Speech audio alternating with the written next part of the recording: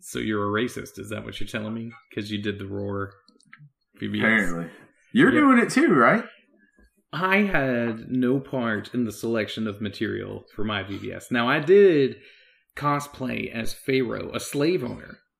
Yeah, okay. I did do that. Did you play Pharaoh the slave owner, or did you play the Egyptian slave driver? Oh, I was the slave. I was Pharaoh. Okay. So I only had to do one thing. And it was be Pharaoh on the second night. So that's the only thing I know about. I don't know about anything else. Except that I heard that it was that the Roar curriculum was racist. But I don't know if that's true or not. You tell me, is it racist? Is it racist?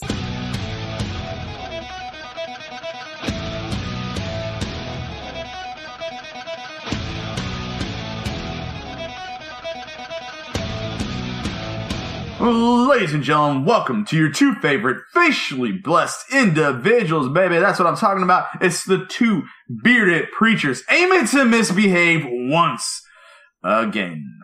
And we're going to misbehave tonight because we're going to talk about VBS, the most controversial subject that can possibly be discussed. Bum, bum, bum. It's messed up that I have to censor myself in a VBS conversation, but that's exactly what happens. So... I don't want you to censor any of it. Oh. I want it all out there. You want it all out there. Bring it on. Just raw for people to hear. Bring it on. All right, so let me just describe to you the first night. Because I did the first lesson, all right? Yeah. I did the first lesson, and on night 2, I played Pharaoh.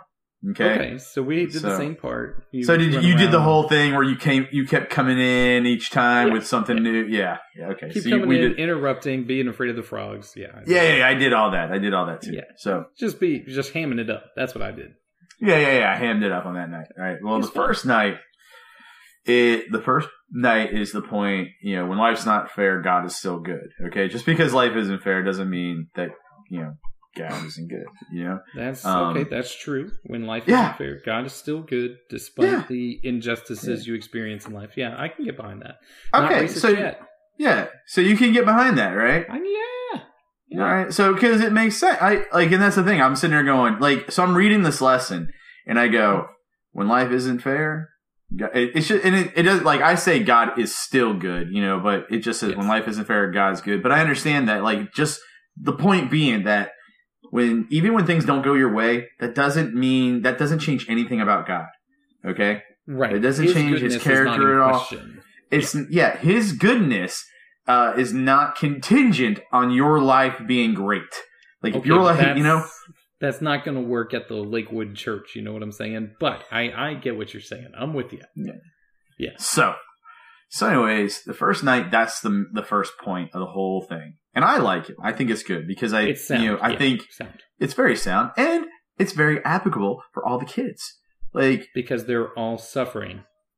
Yeah. Well, and they sit there and they go, it's funny. I had a Piper King in one of the little groups. And I said, and I was talking about, hey, you guys ever think things aren't fair? When this happens or this happens, I'm giving some examples. And I say, that's not fair, right? And they're like, yeah. I'm like, say it. And they all go, that's not fair, Had them all shouting it out. And then I go, well, you guys got any examples of things not being fair? And little Piper raised her hand. And she goes, well, one time, my brother Asher, he made a huge mess in the living room. And then my mom made me clean it up. And didn't make Asher, and he just sat on the couch and played on the phone. And I go, ooh, how do you feel about that, Piper? And she goes, that's not fair. And I was like, yes. So I get them. So basically, I just got all the kids riled up about that. And then I talked about, the Israelites in Egypt and how they were in slavery to Egypt. All right. And that's the story. It's not fair. Okay. It's pretty messed up. All right. And I told them everything they went through. Not fair. Yeah. Yeah. And it's a story of when Moses tells them to let them go. And instead of letting them go, he takes away all the straw to make the bricks and tell them they still have to make the bricks, And so that's the story. Not fair. All right. So and here's the deal. I read it and everything like that, and I go, all right, yeah, man, I can get behind this. But then there's one part in it. There's one part, and it's not it's where you have like a reenactment, okay? Where y'all it's reenact? Y'all reenact? Yeah, it's like we reenact up here. It's a game. Yeah, well, yeah. That's the Civil War. Yeah, that's the Civil War. So they said, okay, so now have the kids making the bricks and everything like that, and then you're the slave driver, and they're the slaves, and they're reenacting being slaves, and you're the slave driver. And I'm sitting there and I'm like, I don't really like this. At first I was like, man, I don't know how I feel about this, you know? And then I was just like, nah, I'm gonna do it. So I did it. Just go with it. And I went with it because don't think about it. Just do it. But that's the thing. People are just furious about it. They're just... Are they really furious? They're mad. Were people in your congregation furious about this? Because you're obviously insensitive. Well, it was nobody in my church. Nobody came back to me and said, Justin, you're racially insensitive. This church is racially insensitive. Nobody at our summer camp said anything about that. All right. However, it's basically... everybody, like, there's a big uproar at group. There's a big uproar because I see what I did there. Yeah, there's an uproar, it's going. It's starting to get like kind of national attention, from what I understand from Jen. Oh, really? So much that group went out and redid that lesson. Nice. So. There's nothing like trying to redo everything and be like, oh no, it's okay, we didn't mean it. We pooped the bed here.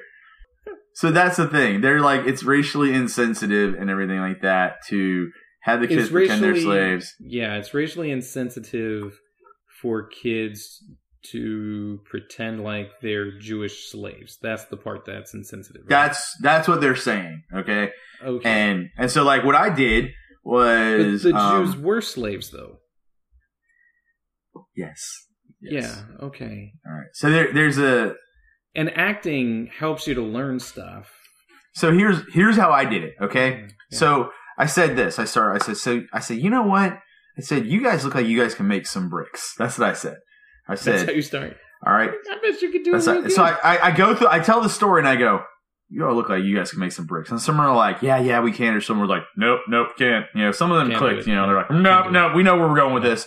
And so I basically was like, well, here's what we're gonna do. Okay, you guys are gonna pretend to be the Israelites, and I'm gonna pretend to be the Egyptian telling you to work. Okay. Yes. And I'm gonna be. And I said this, and I go, listen, here's the deal. And we had already talked about slavery. I said, what is slavery? They answered, you know, we talked about it, what it was and everything.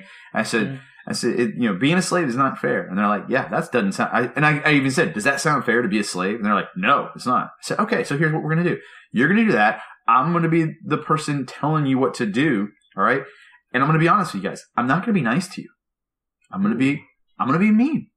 And I said, and I even said this, I apologize ahead of time. I said, I'm not doing this because, you know, I want to be mean to you. I'm doing this to help teach you to what it was like. And they were like, oh, okay. Okay. And so what happens is I said, but here's the deal. I don't have like all the, you know, I don't have the, you know, the stuff to make bricks, you know, 'cause they had like this huge concoction and everything like that, you know, like to make the bricks, you know, like, you know, how do you say, like, they had a bunch of straw and mortar and all that. Yeah, and I was like, no, man. I said, I don't have that, but I do have this Play-Doh. So I give each a thing of Play-Doh. I'm like, all right, are you guys ready to do this?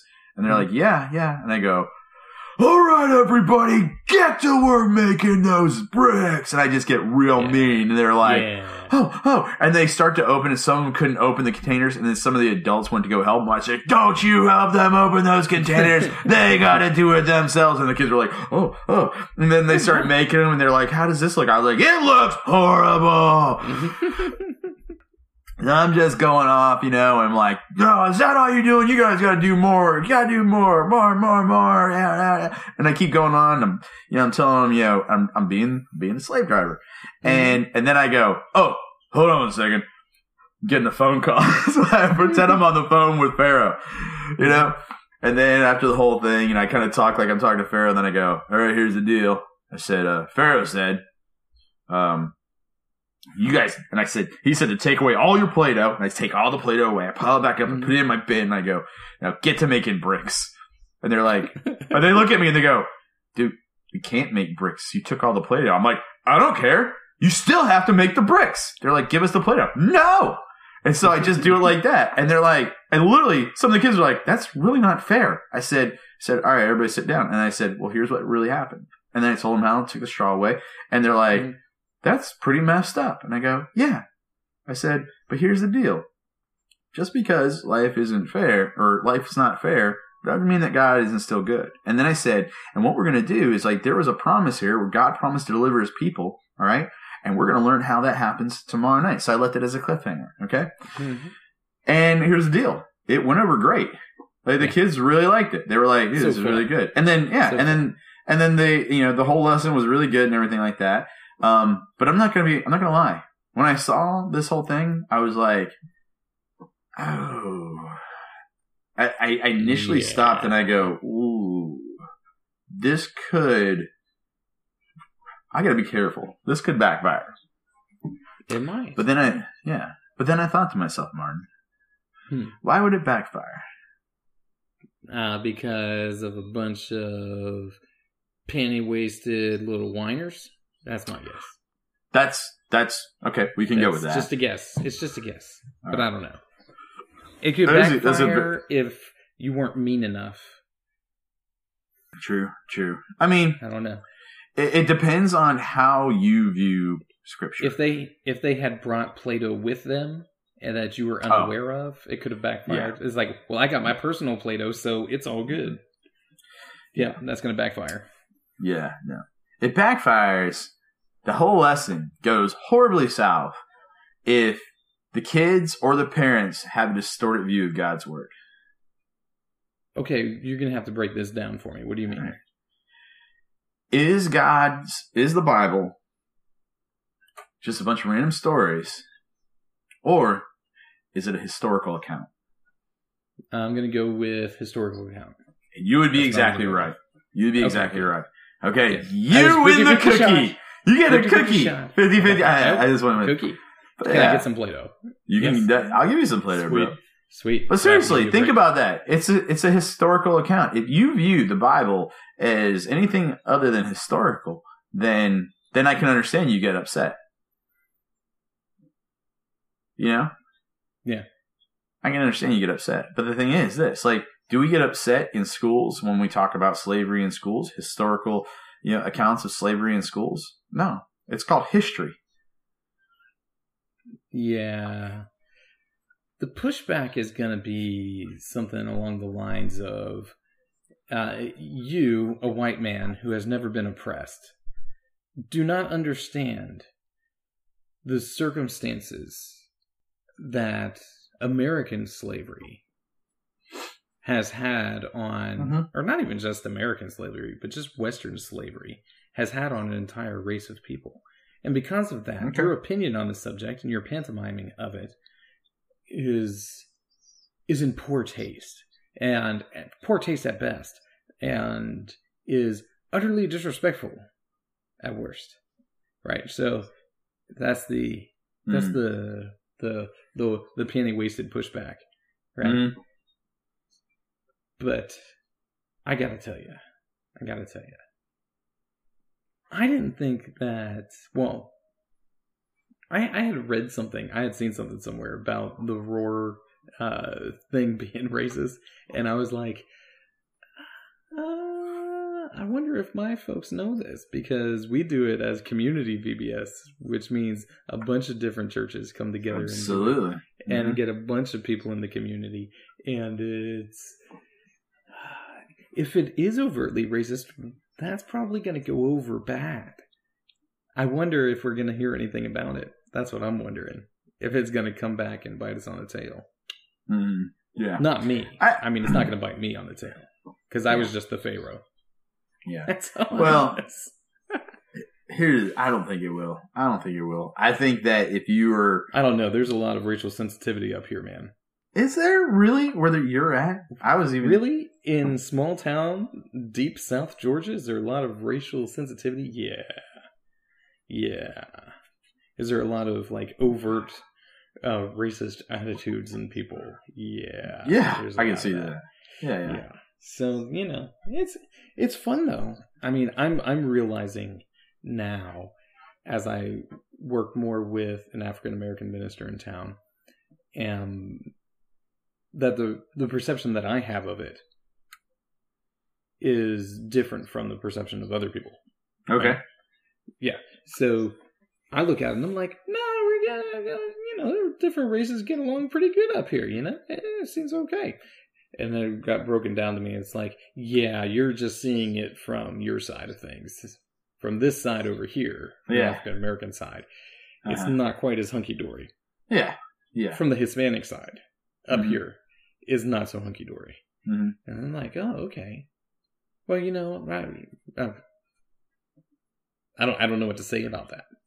Here's the deal, and I always kind of like, this is how I feel about it. I've never once did anything, when I was doing that, like this is genuinely what I thought when I did the lesson. Mm-hmm. Like I knew there was some controversy in it, and I knew it depended on how I handled it. Like I knew that the way you described it sounded great. It sounded exactly. Like, yeah. And I said, listen, I'm not, I think that was what helped too. Cause it was really funny. Cause like the next night I come back and Donald's actually teaching a lesson and I was doing Pharaoh. Mm-hmm. And so the next night I come back and I'm standing there and Donald's like, hey, can you guys tell me what you guys learned last night? And they're like, well, when life's not good, God's not fair. Yeah. And then one of the kids points at me and they're like, yeah, and that guy is mean. And I go, and then you got to be Pharaoh and you were mean again. Yeah. Yes. And then I go, I say, guys, because what happened is after I did the whole skit and they were like, and I did I said, all right, get back to work. And they were like, that's not fair. And I go, okay, let's sit down and talk. And I said, I was mean. I'm really sorry. I didn't want to be mean to you guys, but I was trying to prove a point of what it was like for them. Okay. So you lied to the kids. Because you did, like in reality, you wanted to be mean to them. No, I did not want to be mean. Like you didn't. They were really the whole thing. It was really actually good. Like they actually really clicked. But it was funny because even the next 2 nights after that, they're like, "It's the mean guy again," especially the little ones. And I would look at them and go, "Guys, I said I was sorry. I said we were pretending. Remember, And they were like, they would laugh, and everything, And so, but it was. I think it really depended on how you handle it and everything like that. And I taught it as a historical account. I'm not teaching it as, some made up thing. If it's made up, then it's horrible. If I'm just making this stuff up as I go, it's horrible, but it's not made up. It's a historical account. And if you view God's word as anything other than historical, then I can see why you would get upset. And granted, maybe if you are extremely sensitive when it comes to stuff like this, all right, you could have an argument. But does that mean that, first of all, does that mean I'm racist? I don't think it makes the curriculum racist. I don't think it makes me racist, I don't think that you're racist for the way you are, for teaching a historical text. It's a history. That's not racist. That's just honest, right? Yeah. It would be racist to teach it otherwise, simply because you were trying to help somebody or be extra sensitive towards somebody's feelings or whatever, and you neglected the fact that, hey, the Israelites were slaves, right? I mean, that would be racist. So, because it'd be denying a part of their history, which is not good. Because the history of Israel is the history of the people of God, and then you get to play all those fun little ideas out. I don't know. Part of me thinks that maybe we're all just a little too sensitive about this stuff. I mean, even as we're sitting here having this conversation, I'm stopping and I'm thinking about what I'm going to say because I don't want to say anything that's going to get me into trouble because, you know what I'm saying? Because it could. I mean, obviously we're going to be in trouble anyway because we're two white guys talking about racially charged issues. So, what are you going to do with that? Because this is the best. This is the best part about this whole episode, Martin. It's your turn to edit. No, it's your turn to edit. So, sweet. Yeah. all that means is that it's going to be you saying terrible things and me sounding very intelligent and sage and whatnot. Yeah. That's what it means. Yeah. We'll see how that goes. You're like, I don't know.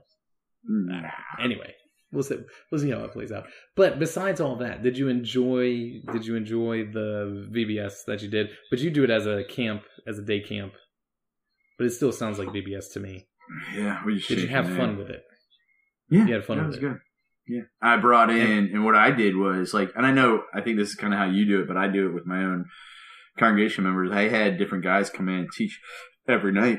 And so, I taught one night, Donald taught one night, then I had my buddy Ryan teach one night, and then Scott Shavini taught one night. Very good. Very good. Yeah. Yeah. You remember Scott, right? Yeah, I think so. Yeah. I definitely remember Shavini. He's the one that made all of our decorations. Oh, okay. All right. And how were the decorations this time at VBS? Were they excellent? Yeah. You didn't see the pictures of them? I can't believe you. I was trying to get you to take some of the pictures. Well, what am I supposed to do? How am I supposed to get them? Get down here to Florida. Come hang out. We'll go get some chicken wings and load up your truck and go back. I was in Florida when you texted me that. That's what's bro. Dude, I told you I was going to the reggae show. There's no way you could have done anything. A reggae show. We know what was all around. Yeah, I bet you don't. Anything about that? I bet you don't. It was a good show, man. Got to see the Slightly Stupid. Those guys are pretty fun. That's the headliners of the thing. And Tribal Seeds and those guys, they pretty much they just want to sing about weed. That's really all that they're interested in. There's just weed, right? Mattis Yahoo, and he was doing his reggae stuff and not his club stuff, and he was really good. And I knew that I leaned over to Leo, and I was like, these guys are going to be the best musicians of this whole thing that we see here. Because that's pretty much a jazz group that's just reggae influenced. That's what's going on there. And when they took their instrumental breaks and everything, you could really tell. It's just like, man, these guys are good musicians. Yeah. That's all. Mattis Yahoo is like a 50-year-old man. He comes out there, he's wearing Adidas running pants, this very colorful, like coat of many colors kind of situation coat, a hat with without the brim folded in right, so it's all flat. You know how stupid people wear their hats when they're flat. You don't wear your hats like that, do you? No. Or do you bend? You bend them in, right? You work. Mine are bent. I work it in. They're supposed. What's a hat supposed to fit? I do not understand these crazy people with flat brimmed hats. That doesn't make any sense. Craziness. Man. Anyway, so he comes out. It's not comfortable. It's not. It's terrible. Very painful on my head. He comes out and he's starts his set. The very first thing that he does, he starts his set. He does a little singing, and then he motions to the guys behind him, and they bring him a Bud Light.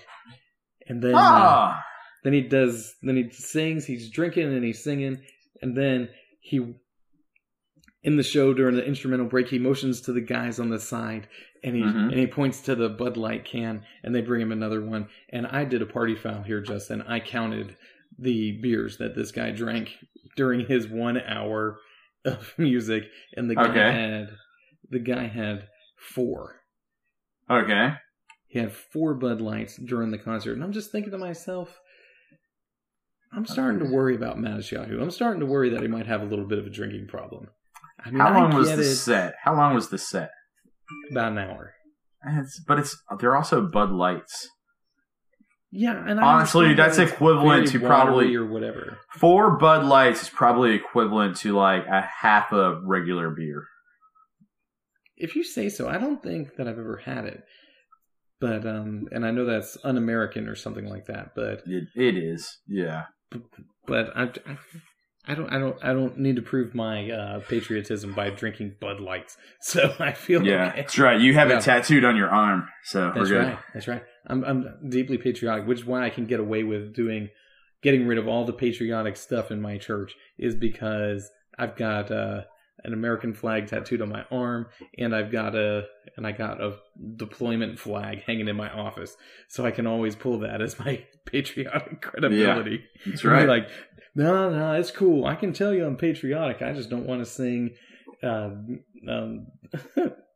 God Bless America and as a worship song. Yeah, well, that's where you messed up. You need to go Bruce Springsteen's Born in the USA. Yes. All right. That's if you're not singing that, then you're missing the boat.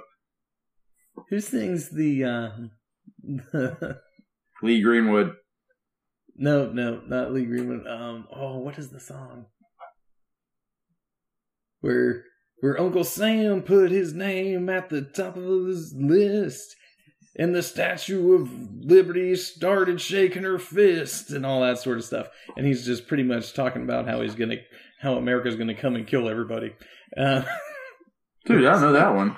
It came out in the early 2000s. I'm gonna have to look. I'm gonna have to go and find it now because it's just so funny. It's just all about how. I thought you were talking about proud to be an American. No, I wasn't thinking about that one. If you don't play that song in your church service, you're un-American and unpatriotic. The church down the street. American.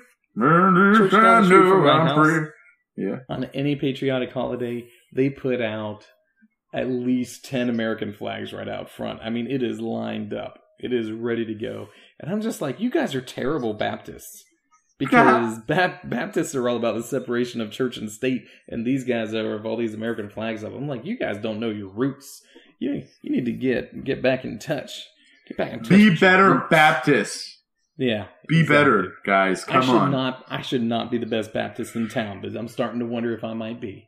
So I'm pretty sure you are. So I'm pretty sure you are. That concert was really good. It was really fun. I enjoyed it. And I'm not saying that just because there were a bunch of people smoking all that weed around me. Because I can tell you this. There wasn't a whole lot of smoking joints, right? There was a little bit of that, but not much. What there was a lot of is people vaping. All them guys were vaping their cannabis. That's how you smoke it, right? That's how you get it off. That's how you get it into your system. That's how you get your THC. Because I was in your land there, buddy, and there's a lot of it around right now. You guys do a lot of vaping? We're seeing no, I don't vape at all, dude. So speaking of the cannabis stuff and everything, yeah. I was in Starbucks yesterday, and I got approached. Yeah. Yeah, someone tried to sell me stuff.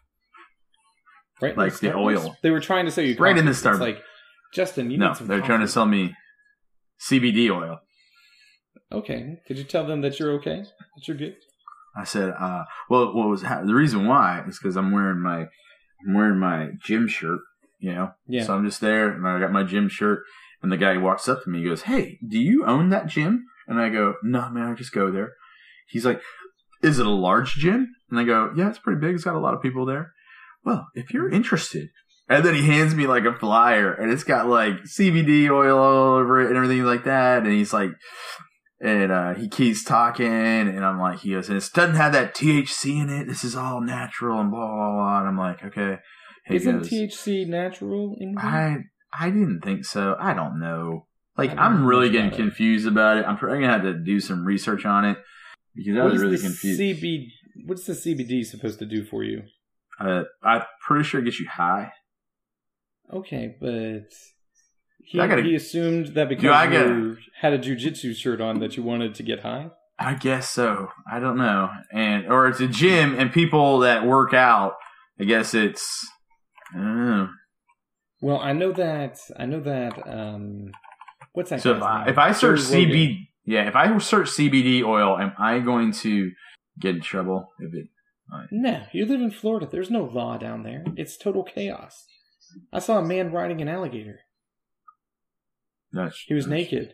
He didn't. I don't. Oh, with a cowboy hat. Right. That wasn't worked in. Cowboy hat wasn't worked in. Riding an alligator. Flat brim. Yeah, flat brim cowboy hat. I didn't see that. What I did see, though, when I was walking to the beach, which was pretty amazing, was 2 gopher tortoises, which is a rare critter. Yeah. I saw them fighting. Oh, okay. They were like throwing down. I stood there and I stood there and watched them. I was like, That's cool, man. It's like the bite to the death. I love it. They're either fighting or mating. It's hard to tell. It's hard to say. Okay, so here it is. CBD, the natural occurring chemical compound found in the cannabis plant. So, okay. So, and apparently it's legal in Texas now. Texas legalized it. Well, Texas is all about personal freedom, so they're going to legalize all sorts of stuff. Open carry. Texas, they legalize a bullet full of CBD oil that you can shoot yourself with. Sure. And get it immediately inputted into your system. Yeah. It's basically, they're just basically saying it's basically like the medical marijuana is what it is. Same effects. So. Well, what are the effects? You get high. Okay, so like I've never been high. Contains 5. What is THC though? I thought that's what got you high. So I'm not the right person to ask about this. Let's talk to the professionals. What, on Wikipedia? Very good. Yes. Yeah. Talk to the professionals on Wikipedia. THC, right? Yeah, THC. Yeah. Oh, it is a natural. It's the main psychoactive compound in marijuana that gives the high sensation. Okay. Well, that's what I'm going for. I want the I want the psychotropic drugs. That's what I'm going for.